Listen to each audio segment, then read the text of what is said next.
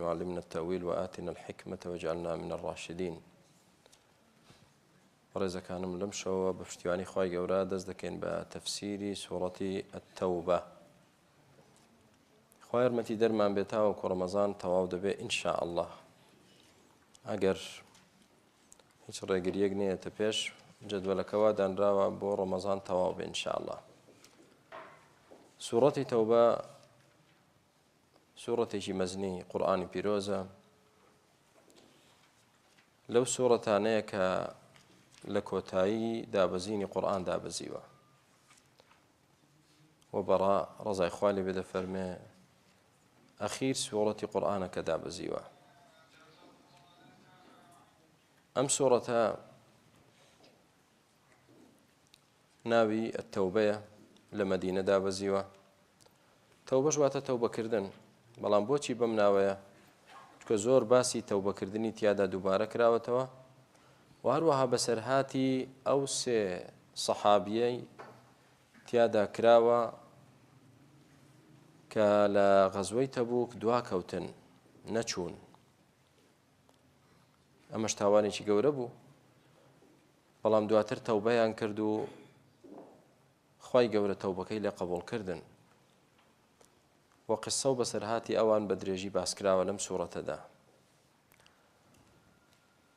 وهروها ناوي الفاضحة أم سورة توبة سورة الفاضحة. فاضحة يعني أبرو بر فضح كار بوشي چونك حقيقة أم سورة أبروي دور وكاني بردوه ناخبي سكياني درخستوه يعني أوند أخوي جورد فرمي ومنهم لمنافقان ده هي آواء تيان ده هي آواء تيان ده هي آواء أوي كشارد بويانا ولا ناخيان ده قرآن دريخست هموي درخست بوي بيدتري سورة الفاضحة فضحي كردن بروي بردن بردي لسر هالمالين وهروها بيدتري سورة البراءة براءتها تبريبون أو بيوندي وعلاقي كماوى هبوة بتشرا تواو مش برانبر بمشركة كان أو مشركة خيانة كاراني كظاهري ريكوت النامان هبو لقال بيغمبر عليه الصلاة والسلام لسر وستاندني جنگ بلام لجير وخيانتي عند كرت ومؤامران لبيغمبر ذكرت عليه الصلاة والسلام بو إخوائي قول براءتي لخويان ولا بلين نامو بيمان نامكانيان كرت كواتا سورتي التوبة زاني من بو بيدوتري التوبة سورتي الفاضحة أمان أبروي منافقين برد وسورتي البراءة براءة لشي لمشركين خواي پروردگار كردي لم سورة دا پروردگار باسي مشركين و پيمانكان يندكات وباسي جولكو قاوركان دكات أهل كتاب وباسي منافقين دكات وباسي صفات إيمان داري الراستقينش دكات وبراوردي دكات لقل صفات منافقين بو أوي چونك كوتا شتيكا كدادا بزي لقرآن دا بزيوا تواو همو بولكاني كشف كردن داري خستن حقيقتي همو يعني خسترو مشركين أوانا متمانتان بيان نبي جولك آمانا بيان ناسن منافقين آمنا خيانة أو الدرم خزبوتان خواهي قولة داري خزبو من إيمان داري راستقينش دبي أما صفات كاني به لم سورة ده همو أوان باس كراوة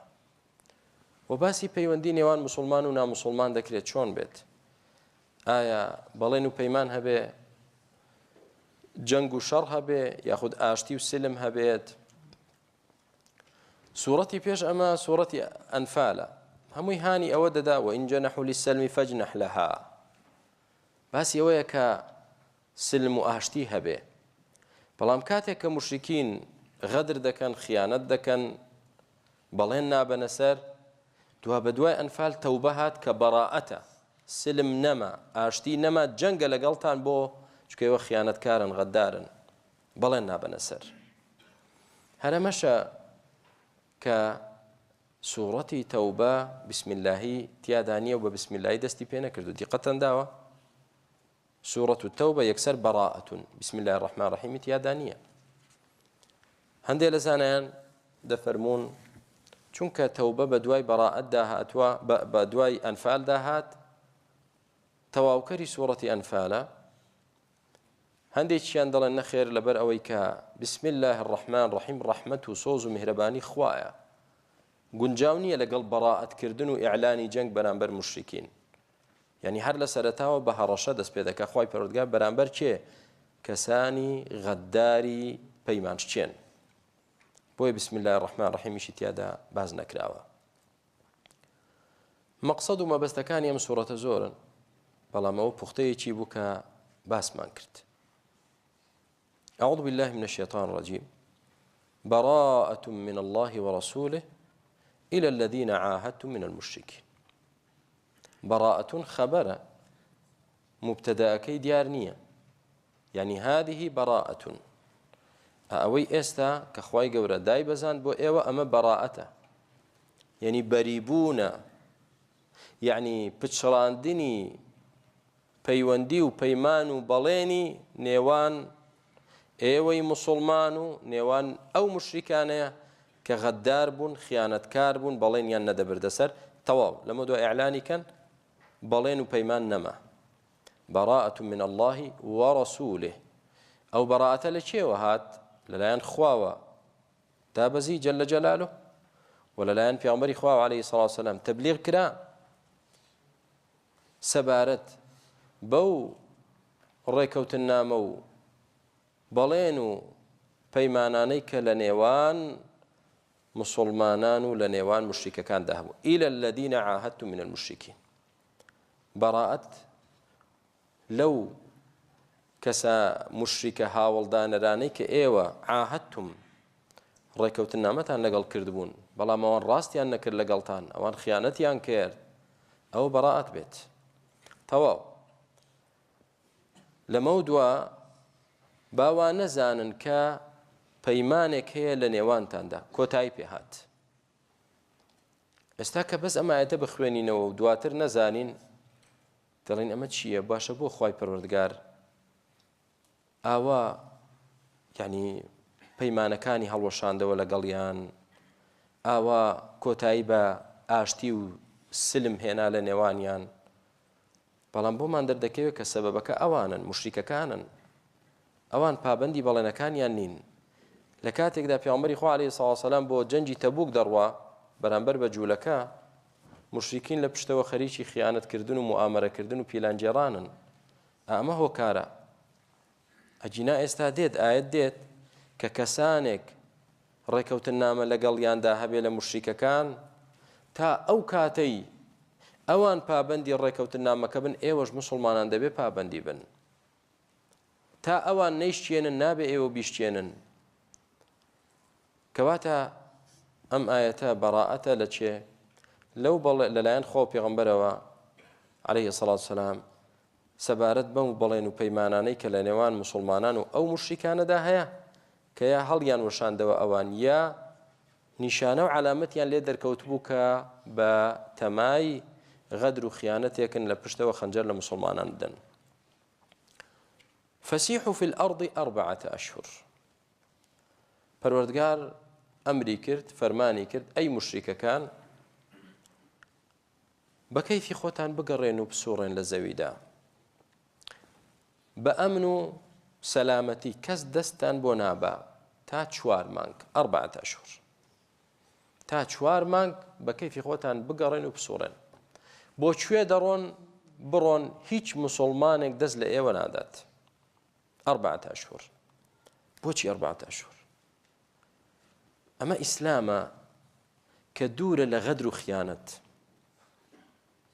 دوورە لە فێڵ بە ئاشکرا خوای پەروەردگار پێیان دەڵێ ئێوە قەومێکی غەدارن ئەی مشریکین لەمە دووە بەڵێن نەما بەڵام یەکسەر جەنگ دەست پێ ناکا لەگەڵتان تا 4 مانگ مۆڵەتان هەیە بگەڕێن بیرکەنەوە سەیری حاڵی خۆتان کەن ئایا موسڵمان بن بۆ ئێوە باشترە خوێن و ماڵتان پارێزراو دەبێت بەختەوەری دنیا و دوا ڕۆژ دەبن خوا لێتان ڕازی دەبێت ئەوەتان باشترە یاخود لەسەر کوفر و بێ ئیمانی بمێننەوە دوای ئەو 4 مانگە جەنگ دەست پێ دەکات چونکە ئێوە کارێکتان کرد شایستەی ئەوەن بیرکەنەوە 4 مانگ مۆڵەتتان هەیە کەواتە لێرە کە لەوە ڕابمێنین خوای پەروەردگار دەیەوێت مۆڵەتی پێدان بۆی بیری بکەنەوە تیایدا بۆی پەشیمان بنەوە بۆی بگەڕێنەوە نەک یەکسەر خوای پەروەردگار سوورەتی بەڕائە دابەزێنێت و بڵێ بڕۆن لێیاندەن شتیوان نییە فسيحوا في الأرض 4 أشهر 4 مانگ ئەم 4 مانگە کەیە طبعا ئەمە لە کەی دابەزی براکانم لە مانجی شەوال کە دابەزی بەڵام ئەبوو بەکر ڕەزای خوای پەروەردگاری لێبێ کە چوو بۆ حەج بە موشریکەکانی ڕاگەیاند و پێغەمبەری خوا عەلەیهی سەڵاتو وسەلام عەلی کوڕی ئەبی تاڵیبیشی نارد کە بە خەڵک ڕابگەیەنێت بە موشریکەکان چونکە ئەوانەی کە لە مەکە بوون موشریک بوون و لە غەیری مەکەش خەڵکانێک بۆ حەج دەهاتن کافر بوون بۆ ئەوەی بزانن لەمە و دوا 4 مانگ مۆڵەتتان هەیە بۆم حساب بکەن کەی حەج کەیە چ ڕۆژێکە یوم الحەج الأکبەر چ ڕۆژێکە یوم الحەج الأکبەر دەی ذو الحجە بەڵێ لە 8ەوە حەج دەست پێ دەکا بەڵام حەج الأکبەر کە دەوترێ یعنی ئەو ڕۆژەی کە زۆربەی کردەوەکانی حەجی تیادا دەکرێت کە یوم النەحرە ڕۆژی قوربانی ڕۆژی دەی ذو الحجە کە ڕۆژی جەژنە جەژنی قوربان کەواتە ذو الحجە دوای ذو الحجە چی دێت محەڕەم دوای محەڕەم چ دێت ها سەفەر دێ دوای سەفەر چ دێ ڕەبیع الأول یعنی 4 مانگ تا 20 ڕەبیع الأول 4 مانگ ئێوە ئازادن بە کەیفی خۆتان بگەڕێن بۆی تێیدا بیرکەنەوە بەڵام ئەو 4 مانگ مۆڵەتەی کە خوا پێیداون وا مەزانن لێ بێدەسەڵاتیە واعلموا أنكم غير معجز الله بەڵام چاک بزانن ئەی موشریکەکان ئێوە ناتوانن خوای گەورە بێدەسەڵات بکەن دەسەوسانی بکەن ناتوانن وا بکەن لە عەزابی خوا و سزای خوا ڕزگارتان بێت بۆیە عەقڵتان هەبێ بیرکەنەوە ئەم 4 مانگە ئیستیفادەی لێ بکەن کە بڵێن ئێمە لەم 4 مانگەدا قووەت کۆ دەکەینەوە هێز کۆ دەکەینەوە تەحالوفات لەگەڵ هۆزەکانی تری موشریکەکان و کافرەکان دروست دەکەین بۆی ڕوبەڕووی ئیسلام و پێغەمبەری ئیسلام و کتابەکەی خوا ببینەوە بە هەڵەدا چوون واعلموا أنكم غير معجز الله چاک بزانن ئێوە ناتوانن خوا بێدەسەڵات بکەن ناتوانن چێ دەتوانێت شەڕی خوا بکە کاکە تۆ شەڕی منت پێ دەکرێ و من شەڕی تۆم پێ دەکرێ ئێمە مرۆڤین وەکو یەکین یا تۆ دەیبێتەوە یا من دەیت بەمەوە بەڵام لەگەڵ خوا هیچت پێ ناکرێ مرۆڤ لە بەرامبەر ڕەب العالەمین چییە هیچ نییە واعلموا أنكم غير معجز الله ئێوە ناتوان خوا بێدەسەڵات بکەن بۆیە ئەم 4 مانگە هیوادارم سوودی لێ ببینن بەڕاستی بیرکەنەوە نەک بە هەڵا چونکە هەیەی بەڕاستی بیر دەکاتەوە دڵ باشە من چیم داوە شەڕ بکەم لەگەڵ پێغەمبەری خوا عەلەیهی سەڵاتو وسەلام چیم داوە ڕوبەڕووی کتابەکەی خوا ببمەوە ڕوبەڕووی خوا ببمەوە بۆ ئەو بکەم نایکەم تەوبە دەکەم مسڵمان دەبم هەر شێتی نە دەی مادام 4 مانگمان بەدەستەوەی با ئیشکەین بۆ ئەوی جەبهەیەکی گەورە دروستکەین دژی ئیسلام و مسلمان نا بەوە زەرەر دەکەی واعلموا أنكم غير معجز الله وأن الله مخزي الكافرين ودیسان چاک بزانن کە خوا ئیلا بێباوەڕان سەرشۆڕ و ڕیسوا دەکات ئیلا لوتیان دەشتێنێت کەواتە بە هیچ شێوازێک بیر نەکەنەوە لە ڕوبەڕووبوونەوەی خوا پێغەمبەرەکەی عەلەیهی سەڵاتو وسەلام چونکە خوای پەروەردگار چاک بزان خوای گەورە بێباوەڕان سەرشۆڕ دەکات ڕیسوایان دەکات لوتیان دەشتێنێت دەیکەم 4 مانگە تەواو بوو هەیان بوو بەڕاستی بیری کردەوە هات مسلمان بوو هەشیان بوونە عینادی گرتی و سەرکەشی گرتی ڕیسوا بوو چونکە لە بەرامبەر خوا هیچ پێ ناکرێت وأن الله مخزي الكافرين بۆچی خوای گەورە مخزي الكافرين لكفرهم بۆیە خوای گەورە ڕیسوایان دەکات چونکە کوفریان هەڵبژارد بەسەر ئیسلامدا آيتي سهم وأذان من الله ورسوله إلى الناس يوم الحج الأكبر أذان يعني ئاگادار کردنەوەیەک بانگ ڕاهێشتنێک لەلایەن خوا و پێغەمبەرەوە عەلەیهی سەڵاتو وسەلام بۆچێ من الله ورسوله إلى الناس ئەم جارەیان بۆ تێگڕای خەڵکی بەڕائەتەکەی پێشوو بۆ چێ بوو إلى الذين عاهدتم بەڵام ئەو ئەذان و ئاگادارکردنەوەیە بۆ چێیە إلى الناس ئێستا ئاگاداریەک بۆ تێگڕای خەڵک بە موسڵمان و بە کافریانەوە بۆ تێگڕای خەڵک بە موسڵمان و بە کافریانەوە ئەم ئاگاداریە چییە لەلایەن خۆ پێغەمبەرەوە عەلەیهی سەڵات وسەلام بزانین چی ئاگاداریەکە کە کەی کرام ئاگاداریە یەومە الحەج الئەکبەر کرا ڕۆژی حەجی گەورە کرا کە ڕۆژی قوربانیە ڕۆژی دەی ذوالحیجەیە کە عەلی ڕەزای خوای گەورەی لێبێ بە ئەمری پێغەمبەر هات عەلەیهی سەڵات ئەو ئاگاداریەی کرد و ڕایگەیاند چییە بزانین أن الله بريء من المشركين ورسوله با هەموو خەڵک بزانێت کە خوا بەریە لە هاوبەش پەیداکەرەکان و لەو بەڵێن و پەیمانەی کە لە نێوان ئەوان و موسڵماناندا هەیە تەواو کۆتای پێهات لەمە دووە ئەمانتان بۆ نەما چونکە ئەمانتان پێدرا خەریکی فێڵ و تەڵەکە و پیلانجێڕان بوون ئێستا ئەمان نەما ئەمە باس لەکوێ دەکە براکانم مەککە و دەوروبەری و نیمچە دورگەی عەرەبی بۆ ئەوەی ئەو شوێنە پاک بێتەوە کامل ئیسلام و مسلمانی تێدا بێت فإن تبتم فهو خير لكم جاکە ئێوە عەقڵتان هەبێ لەم 4 مانگەدا تەوبە بکەن و بگەڕێنەوە لای خوا ئەوە خێرترە بۆ خۆتان فهو خير لكم خير لكم دیقەت بدەنێ خوای گەورە نەیفەرموو فهو خير للإسلام نا فەرمووی فهو خير لكم ئەی کافر کە تەوبە بکەی خێرترە بۆ خۆت بۆ ئایا خوای گەورە پێویستی بە تۆبەی کابرای کافر هەیە نەخێر ئایا خوای گەورە پێویستی بە نوێژی من و تۆی مسلمانیش هەیە دیسان نەخێر إن أحسنتم لأنفسكم کە کاری باش بکەن ئەو بۆ خۆتان دەیکەن بۆ نەفسی خۆتان دەیکەن خۆت بەختەوەر دەبیت خۆت خۆشحاڵ دەبیت وەرە لە ماڵێکە دوو برا دەبینیت برایەکیان ڕوو لە خوایە پابەندی دینی خوایە کەسێکی بەتەقوایە ژیانی چۆن لە خۆشیدایە چۆن ئەو باوکو دایکەی ئاسوودە دەکا و ڕێزیان لێ دەگرێ بەڵام سەیری براکەی تریشکە کە دوورە لە خوا ژیانی چۆن لە جەحیمدایە هەر لە دنیا سەرخۆش و بێڕێز لە ژیانی خۆی بێزارە ژیانی بەزایە چووە قەدری باوکو دایک نازانێ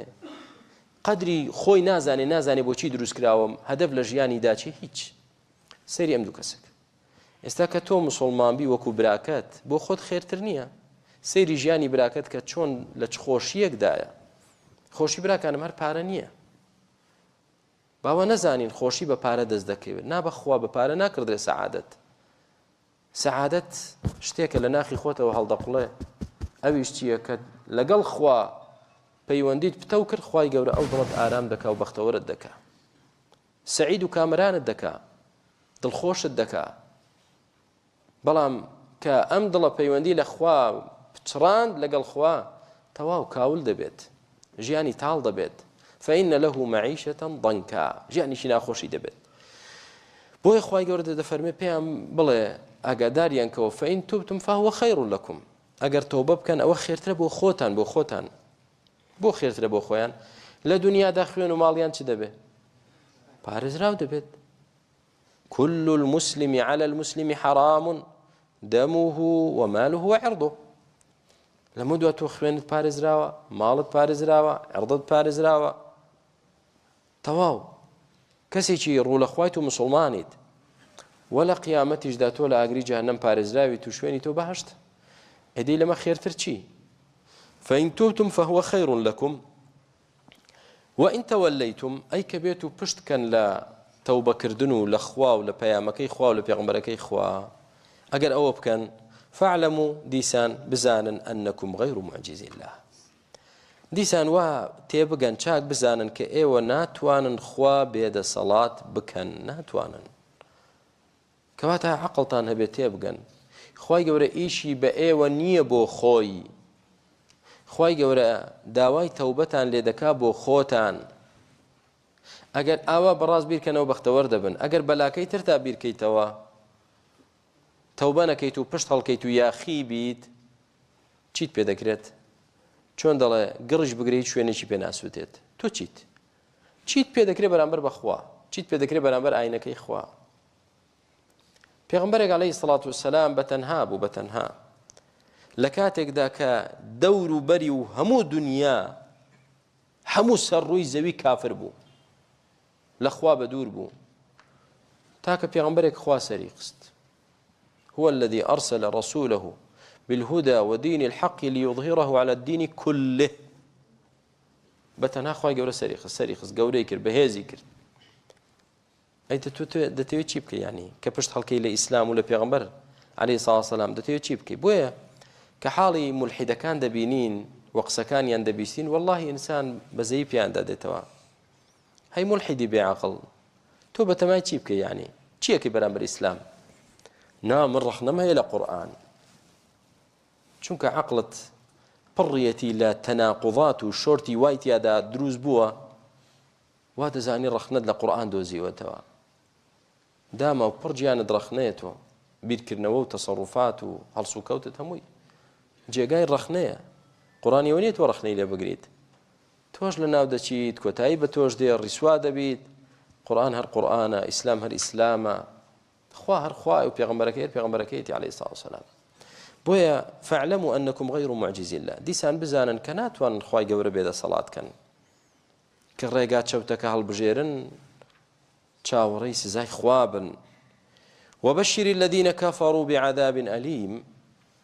خوای گەورە فەرمایی محەممەد موژدە بدە بەوانەی کە کوفریان هەڵبژارد مۆڵەتی 4 مانگیان پێدرا سوودیان نەبینی کوفریان هەڵبژارد موژدەی چیان پێ بدە موژدەی ئەوەیان پێ بدە کە خوای پەروەردگار چی بۆ داناون سزایەکی بە ئێش و ئازاری بۆ داناون وبشر الذين كفروا بعذاب عذابكش چۆنە ئەلیم زۆر بە ئێش و زۆر بە ئازار خوا پەناماندا دەی چاوەڕێی بن ئەی کافرەکان بەخوا هەر کەسێک کافر بێ ئەو سزا بە ئێش و ئازارە چاوەڕێیەتی والله چا کەسێک عەقڵ بێ بۆ خۆی تووشی و سزا بە ئێش و ئازارە دەکات إلا الذين عاهدتم من المشركين ئێستا ئێمە لە سەرەتاوە بەڕائەت بوو لە بەڵێن و پەیمانی هەموو مشریکەکان ئێستا نا خوای پەروەردگار جیاکاریەکی کرد و نەبێت تۆی موسڵمان خوای گەورە داوات لێ بکا بەڵێن شکێن بیت پەیمان هەڵوەشێنەرەوە بیت نا بە هەڵەدا نەچیت ئەو بەڕائەتەی ڕابردوو لە ئایەتی یەکەم و هەروەها لە ئایەتی سێهەم بۆ ئەوانە بوو کە ئەوان بەڵێن شکێن و پەیمان هەڵوەشێنەرەوەن ئەوان خیانەتکار و غەددارن ئەمما ئەوانەی کە بەڵێن دەبەنە سەر و ڕاست دەکەن لەگەڵتان و پەیمان هەڵناوەشێننەوە ئەوانە خوای گەورە داواتان لێ ناکات ئێوە بچن بەڵێن و پەیمانتانیان لەگەڵ هەڵوەشێننەوە إلا الذين عاهدتم من المشركين تەنها ئەوانەی کە ئێوە بەڵێن و پەیمانتان پێداون لە مشریکەکان ثم لم ينقصوكم شيئا لپاش بەڵێن و پەیمانەکەتان لەگەڵیان ڕۆژێک لە ڕۆژەیان هیچ بەندێک خاڵێک مەرجێکی ڕێکەوتن نامەکەیان پێشێل نەکردووە نەیان شکاندووە ولم يظاهروا عليكم أحدا ونەچون کەس بەسەر ئێوەدا سەرخەن لە دوژمنانتان یارمەتی دەر و پشتیوانی دژمنانی ئێوەیان نەکردو بەسەرتاندا ئەوانە فأتموا إليهم عهدهم إلى مدتهم ئەو مشریکانە عهد و بەڵێن و پەیمان و ڕێکەوتنامەکەیان بۆ تەواوکەن تا کاتی خۆی نابێ ئێوە غەدر و خیانەت لە بەڵێننامە و ڕێکەوتن بکەن نابێت إلى مدتهم بۆ إن الله يحب المتقين چونکە بەڕاستی خوای گەورە ئەوانەی خۆش دەوێت تەقوادارن خۆیان دەپارێزن لە غەدر خۆیان دەپارێزن لە خیانەت بەرامبەر کافریش نابێ بیکەیت کافرێکە بەڵێن و پەیمان و ڕێکەوتنامە لە بینی تۆ ئەو هەیە نابێ فێڵی لێ بکەیت نابێ غەدری لێ بکەیت نابێ خیانەتی لێ بکەیت با کافریش بێت تەواو مسلمان ڕاستە مسلمان ڕۆن و ئاشکرایە خوای گەورە ئەو تەقوادارانەی خۆش دەوێت کە وەفا دەکەن بە بەڵێن نامەکانیان و ڕێکەوتن نامەکانیان کەواتە متقین لێرەدا بەڵێ تەقوا ئەوەیە خۆت لە شیرک و کوفر بپارێزی لە گوناه و تام پارێزی بەڵام ئەو تاوانەی کە لێرە پێویستە خۆتی لێ بپارێزی اینجا تەقواداری چییە؟ کام تاوانەیە؟ شکاندنی بەڵێن و پەیمانت لەگەڵ چێ؟ لەگەڵ کافر نابێت کەواتە تو تەقوادار نیکەوا بکەیت بۆیە تەقوای ئەوە بکە. سبحان الله چه ئاینێکی جوانە چه ئاینێکی مەزنە کاتێک تۆ تەقواداریت کە لەگەڵ کافریش ڕاست بیت کاتێک تۆ تەقواداریت وعد و بەڵێنەکەت بەرامبەر کافریش بگەینیتە سەر کاتێک تۆ تەقواداریت فێڵ نەکەیت خیانەت نەکەی غەدر نەکەیت لێرەوە تەوقای لەگەڵ بکەیت و لە پشتەوەش خەنجەری لێدەی ئەمە ئەخلاقی مسلمان نییە مسلمانەوە ناکات بە هیچ شێوازێک إن الله يحب المتقين کەواتە نابێت تۆ بەدەمت ئەمانی بدەیتێ لە ناخی دڵیشتدا خەریکی پیلانجێڕان بی لێی ئەوە نابێت قبول نییە. فإذا انسلخ الأشهر الحرم ئەو چوار مانگەی کە جەنگی تیادا قەدەغە کرا کام چوار مانگە بوو لەکوێ باس کرا؟ لە ئایەتی چەندەم؟ دووەم فسیحوا في الأرض 4 أشهر ئەو چوار مانگەی کە ئازادی و ئەمن و ئاساییشیان پێدرا بە کەیفی خۆتان بڕۆن بێن و بچن و بیرکەنەوە تیایدا ئەوە بۆ چێ بوو؟ بۆ ئەوانە بوو کە بەڵێنەکانیان تەحدید نەکرا بوو زەمەنی بۆ دانەندرا بوو هەر بەڵێننامەیەک هەیە تەواو بەبێ دانانی کات ئەوە کاتی بۆ دیاریکرا 4 مانگ یان ئەوانەی بەڵێن و پەیمانەکەیان بۆ 2 مانگە بۆ 3 مانگە یا بۆ 4 مانگە تەواو دەبێت تا 4 مانگ ئازادن بیرکەنەوە. ئەی ئەوانەی کە بەڵێن و پەیمان نامەکەیان لەگەڵ مسلمانان بۆ 10 ساڵە تۆ دەبێت پابەندی بیاننا پابەندی بی بەڵام ئەوانەی بەڵێن نامەکانیان لە 4 مانگ کەمترە یا زەمەنی بۆ دانەندراوە خوای گەورە فەرمووی فإذا انسلخ الأشهر الحرم ئەگەر ئەو 4 مانگەی کە جەنگی تیادا حرام کرا و قەدەغە کرا کۆتاییان پێهات ئەو 4 مانگە بەسەر چوو تەواو بوو ئێستا مۆڵەتی چی بەسەر چوو؟ مۆڵەتی ئازادی و ئەمانی مشریکە غەدارەکان بەسەر چوو مشریکە غەدارەکان ئەوە مۆڵەتەکەیان تەواو بوو کۆتایی پێهات فاقتلوا المشركين حيث وجدتموهم ئێستا تەواو ئەوانە لە جیاتی ئەوەی لەو 4 مانگەدا تەوبە بکەن لە جیاتی ئەوەی بگەڕێنەوە بۆ لای خوا هەر لە پیلانجێڕانن هەر لە نەخشەدانانن بۆ نەهێشتنی ئیسلام و مسلمانان دەی ئێوەش چی بکەن؟ فاقتلوا المشركين ئەو مشریکانە بکوژن جەنجیان بکەن نابێت تۆ لێگەڕێی ئەو بێتۆ بکوژێت نابێت لێگەڕێی ئەو تۆ لە ناوبەرێت کە ئیسلام حەقە و کوفر ناحەقە و هەروەها لە هەر کوێیەک ئەگەر لە حەڕەمیش دەستان کەون حيث وجدتموهم وخذوهم و بە دیل بیان گرن بە ئەسیری بیان گرن ئەوانە کە خۆیان دایە دەستەوە و هەروەها وەحصوروهم وخذوهم واحصروهم دەوریان بدەن و قەڵاکانیان شارەکانیان دەورەیان بدەن حیساریان بخەنە سەر بواریان لەسەر تەسک بکەنەوە بۆ ئەوەی نەچن بە کەیفی خۆیان پەل ڕاکێشن و کوفر و بێدینی بڵاوکەنەوە و گەرادا بنێن لە هەموو شوێنێک بۆ دژایەتی ئیسلام و مسلمانان نەخێر ڕێگان پێ مەدەن چکەمانە میکرۆبن ئەمانە دژی پاچێتین دژی ڕاستگۆیین دژی ئەمن و ئاساییشن دژی ئیمان و ئیسلامن دژی خوا و پێغەمبەرن عليه الصلاة والسلام وقعدوا لهم كل مرصد بۆیان دابنیشن لە هەموو ڕێگەیەکیان بۆی مەجالیان نەدەن خەریکی نەخشەدانان و هێرشکردنە سەر ئێوە بن فإن تابوا جا ئەگەر هاتوو ئێستا بۆیان دەرکەوت قەزیەکە جددیە ئەمە جەنگ دەست پێ دەکات کار لەوەدا نەما مۆڵەت تەواو بوو مۆڵەتی 4 مانگی فەسیحوا فی الأرض جا کە تەوبەیان کرد لە کوفر و شیرک و دژایەتیکردنیان بۆ ئیسلام و مسلمانان ئەمە مەرجی یەکەم وأقاموا الصلاة ونوێژیشیان کرد بەمە پەیوەندی بینی خۆیان و خوایان پتەو کرد وآتوا الزەکات و زەکاتیشیان دا بە فەقیر و هەژار و مستحقین کە ئەم سێشتەیان کرد فخلوا سبیلهم ئەمە ڕێگاکانیان چۆڵکەن نابێ هیچی تر لەسەر ڕێگا بۆیان دابنیشن، نابێ هیچی تر دەورەیان بدەن و حیساریان بخەنە سەر، نابێ هیچ تر بیان کوژین، نابێ هیچی تر جەنجیان لەگەڵ بۆ بوون بە موسڵمان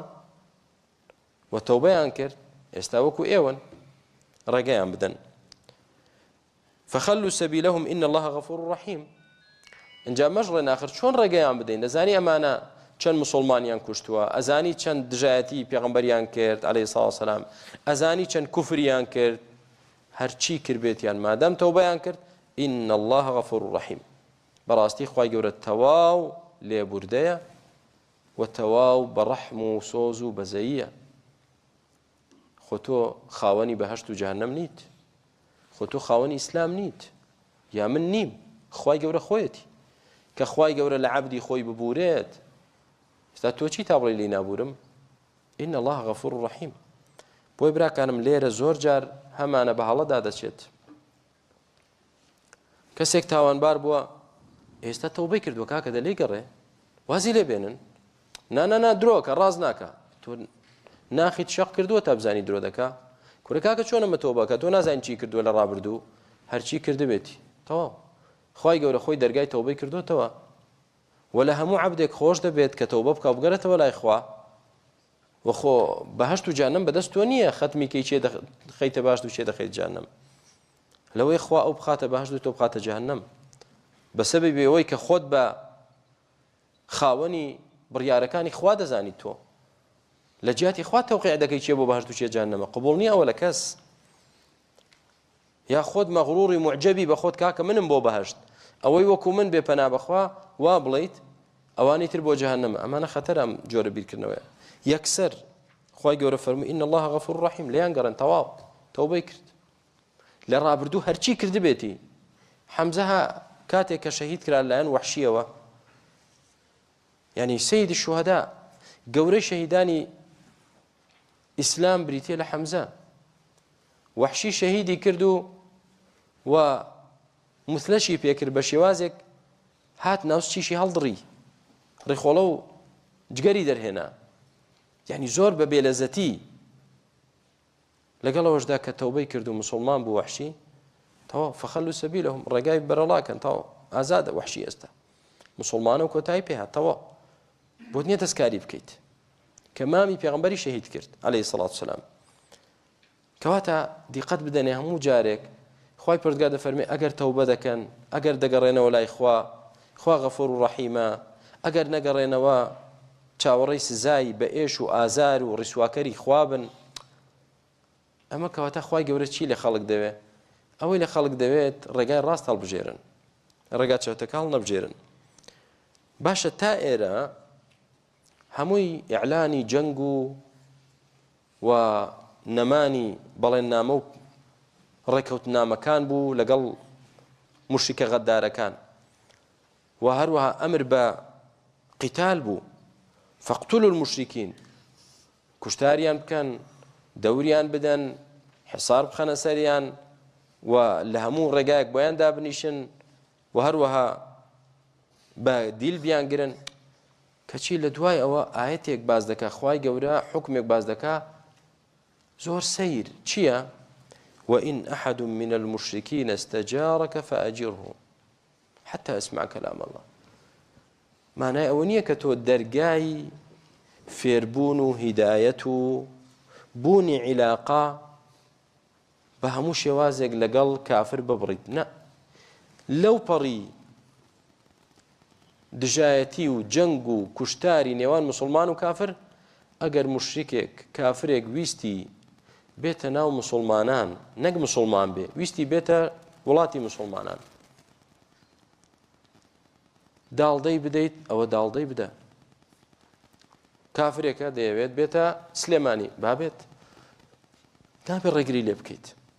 جا ئایا لە ڕێگای فەرمی حکوومەتەوە کە ڤیزەیە وەری دەگرێت و بە ڕسمی دێتە وڵاتەکەوە، یان کاتی خۆی ئەم ڕسمیاتە نەبووە، بەڵکو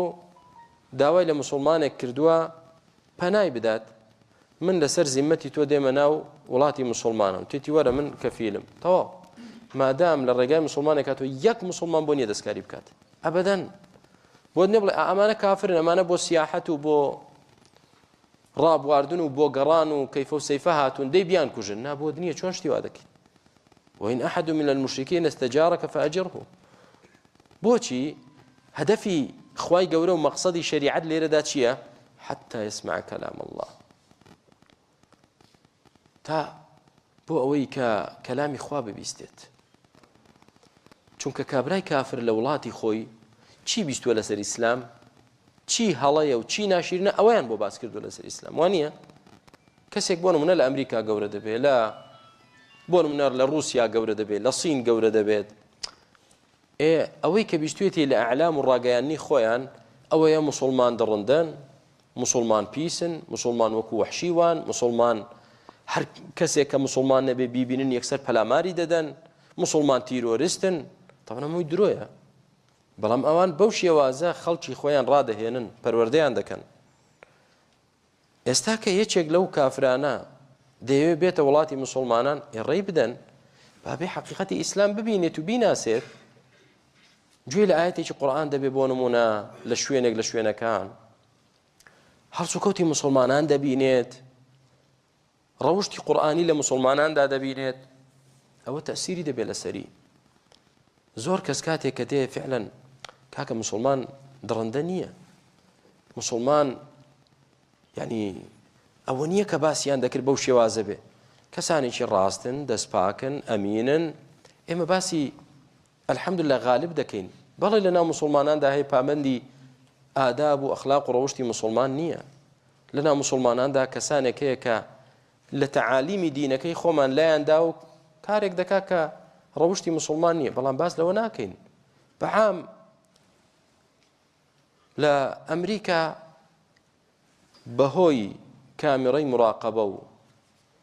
بەهۆی دەستگای زۆر پتە و تۆکمە و بەهێزی شوڕتە و نازانم استخبارات و ئاسایش و چی و چی، یاڵڵا واش شیرازەی وڵاتەکە وەکو پێویست ڕانەگیراوە کە بەراوردێکی لەگەڵ وڵاتێکی موسڵمان. بەس لە پەیجەکانی ڕەسمی خۆیان دیقەت بدەیە ڕۆژانە چەند کەس دەکوژرێت بێ هیچ لەسەر شتی تافی و پوچ، چەند ئافرەت ئیغتیساب دەکرێت، چەند کەس ئیختیطاف دەکرێت، چەند دزی و ڕێگری و چەتەیی دەکرێت، هەر شتێکی سیر و سەمەرەیە لەوێ. بەڵام کە دێتە وڵاتی موسڵمانان باشە مۆزوعەکە بەم شێوازە نییە، نە کوشتن بەم شێوازەیە، نە دزی و بڕین و چەتەیی بەم شێوازەیە. ئافرەتە بۆ خۆی بە ئازادی دێو دەچێت، کەس پەلاماری نادا، یعنی کە دەبینێت ئەخلاق و ڕەوشتی موسڵمان دەبینێت تەسیری تێی دەکات، بۆی دەردەکەوێت کە ئەو ئیعلامەی خۆیان لەوێ، ئەو پەروەردەی خۆیان ڕاز نەبووە، زوڵمی کردووە لە ئیسلام موسڵمانان، بۆیە تەسیری تێدەکات. هەیان بووە لە بواری سینەمایی و لە بواری فلیم و نازانم چی ئیشی کردووە، لە بواری ڕیاضە و چی بووە، کە دێتە وڵاتی موسڵمان بەس گوێی لە بانک دەبێت، بەس بانک تەسیری تێ کردو، بۆ خۆی ئەتراف دەکات، دەڵێ کە گوێم لە بانک بوو بەلامەوە شتێکی سیر بوو، سیر تەسیری تێم کرد، ئارامی و سەکینەتێک هاتە ناو دڵمەوە. بۆیە خوای پەروەردگار دەفەرمێ فەئەجیرهو، مەقسەدەکە چییە؟ حتى يسمع كلام الله، بۆی کەلامی خوا ببیستێ، ئیسلام لە خۆمانەوە ببیستێت، نەک لە دەمی کافرەکانەوە ببیستێت. مەقسەدەکەش تەنها ئەوە نییە قورئان ببیستێ، ئەخلاقی قورئانی مسلمانان ببینێت. حتى يسمع كلام الله ثم أبلغه مأمنة. سبحان الله، هات کافرێکە دەیەوێت ڤیزەی وڵاتێکی موسڵمان وەربگرێت، وەڵام من دەمەوێت بچم بۆ نمونە بۆ سلێمانی، بۆ هەولێر، بۆ دوهۆک، بۆ مەککە، بۆ مەدینە، وەلەو مەککە و مەدینە ڕێگان پێ نادرێت کە غەیری موسڵمان بچێتە ئەوێ، بۆ مەتەلەن وڵاتێک بۆ مسر، بۆ ڕیاض، دەمەوێت بچمە ئەو وڵاتە بزانم ئەوەی کە لەسەر موسڵمانان دەوترێ وایە، ئاوا دڕندن، ئاوا خراپن، ڕێگای پێ بدەن، دەبێت ڕێگای پێ بدرێت. فەرموو ڤیزەشی دەدرێت، دێتە وڵاتی موسڵمانش و دەبێت پارێزگاریشی لێ بکرێت، کەس بۆی نەدەزرێژ بکاتە سەری. مانگێک دوو مانگ مایەوە تێڕامان و بیرکردنەوە و بینین و سیرکردن، دوای قەناعەتی نەکرد موسڵمان بێت. ئێستا چی بکەین؟ کابرا موسڵمان نەبێ کورە با لە ناوی بەرین، لا أبدا. ثم أبلغه مأمنة، أي محمد عليه الصلاة والسلام كويشتي بقرته بشويني خوي بيقرنه وبشويني أمن وآسايشي خوي تادا قرته وشويني أميني خوي تو مسؤولي ليت لا أستوي تو دايا آخر بكافريش بقرته بلاك بكافريش بقرته مسلمانيش نبت دي ثم أبلغه مأمنة بيجينا أو شويني كتيدا أمينة أو شويني كليه وهات طبعا استالا أستوي مدانا مايت آخر خو إسلامي هلا بجار قيشك إسلام هلا بجاردن بزوري نابي خو بزورم لي نابي لا إكراه في الدين لا إكراه في الدين لو هيان به هلي بجيره هشيان به هلي نبجيره لو أنا هيان بيت مسلماني كي راس ببينت مسلماني كي روش برز ببينت دبيت سبب مسلمان بوني هشيان توشي قول برك دبيت بس بناولا هبيا كيدا مسلمانا هر لما طار كذا بزيد زيلي هذا كان جاره هيدا لما تشيبو من بو ولاتي مسلمانات بوم شتي باش ببينم اما دزيم لكرا اما وام لكرا توا دقرته مسلمان نبي چه تاوان بارا مسلمانك تاوان بارا او هو كارا ثم أبلغه مأمنه ذلك بأنهم قوم لا يعلمون بوشي مقصد وحكمة لم دال ددان وريق بيدانة تشيه ذلك بأنهم قوم لا يعلمون شو كاك أوان قوميكن إسلام نانا سنوكو خوي زانياريان لسر إسلام نيوكو بيويست لولاتي كفريج دا إلا شو فيري إسلام بيوكو خوي ئەگەر تۆ ڕێگای پێ بدەی بێتە ناوتەوە لەناو مسلماناندا بژێت گوێی لە قورئان دەبێ قسەی مسلمان دەبیستێ ئێستا فێر دەبێ ئیسلام چییە ئەو کاتە سوودی لێ دەبینێ ومێدی ئەوەی لێ دەکرێت مسلمان بێ کەواتە تێگەیشتین هەدەفەکە چییە و مەقسەدەکە چییە ذلك بأنهم قوم لا يعلمون نازانن کەواتە براکانم با عوزرمان هەبێ بە جەهل بۆ خەڵک بەخوا زۆر کەسێک کە ئیسلام هەڵنابژێرێ نازانێ ئیسلام ئەو دینە پاکەیە ئەو دینە ڕەحمەتەیە بەڵێ باسی قیتال و جەنگ دەکرێت بەڵام زانیمان بەرامبەر چێ دەکرێت کەسانێک کە ئەوان دەست پێشخەری دەکەن کەسانێک کە ئەوان غەدر و خیانەت دەکەن ئەجینا وەرە تۆ ڕێکەوتنامە لەگەڵ مسلمانان بکە یاخوا بۆ 1000 ساڵ بێت فأتموا إليهم چی عهدهم إلى مدتهم تا تەواو دەبێت و ئەبەدەن دەبێت پارێزگاری لێ بکەیت حرمەتی بگری لە ئیسلامدا ڕێز لە بڕیار و بەڵێننامە و پەیماننامە دەکرێت دەگیرێت لە ئیسلامدا ڕێز لە کەسێک دەگیرێت با کافریش بێت کە دێتە ناو مسلمانەوە نابێت تۆ غەدری لێ بکەی نابێت خیانەتی لێ بکەی با کافریش بێت بە ئەمان هاتوتە ناو مسلمانەوە بۆیە نابێت دەستکاری بکەیت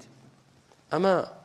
کۆمەڵێک لە ئەحکامەکان بوو براکانم لەم چەند ئاەتەی سوورەتی تەوبەدا دەرسی داهاتوو ئینشاء الله تعالی درێژەی پێ دەدەین داواکارێن لە خۆی پەروەردگار بۆ خاتری ناو جوانەکانی صفاتە بەرزەکانی تێمانگەێنێ لە ئاینە پیرۆزەکەی و یارمەتیماندا کاری پێ بکەین خوای گەورە ئەخیرمان خێرکە ئیستقامەتمان پێ ببەخشیت لە گوناه و تاوانمان ببووریت ڕەحممان پێ بکەیت لێمان ڕازی بیت آمين والحمد لله والصلاة والسلام على رسول الله وبارك الله فيكم وأنزلنا إليك الذكر لتبين للناس ما نزل أنزلنا إليك الذكر لتبين للناس وأنزلنا إليك الذكر لتبين للناس ما نزل إليهم ولعلهم يتفكرون